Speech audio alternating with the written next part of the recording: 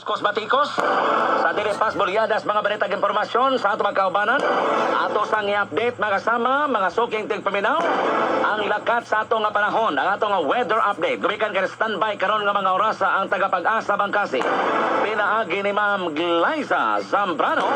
RMN News Panahon.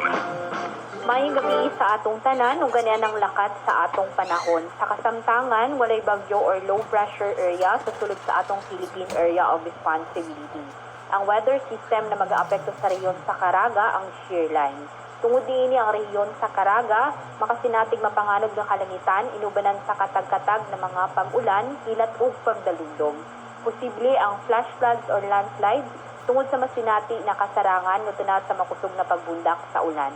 Sa kondisyon sa atong hangin o kadagatan, kasarangan nga tunad sa makusog nga hangin nga mikan sa amin ng sidlakan na direksyon ang mga posilabi sa atong rehiyon, samtang kasarangan nga tunad sa dagko ang balod sa kadagatan nga ni wave height mabutog 1.2 to 3.4 meters high.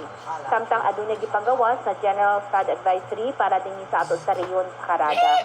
Usa pa hinangno sa mga nagpuyo sa mga flood o landslide prone areas nga magbinantayon sa mga posibleng pagbaha o pagdahili sa yuta. O makatong lakat sa atong panahon, dyan diri sa Pag-asa Butuan, dagan salamat. Back to you. Dagang salamat, Ma'am.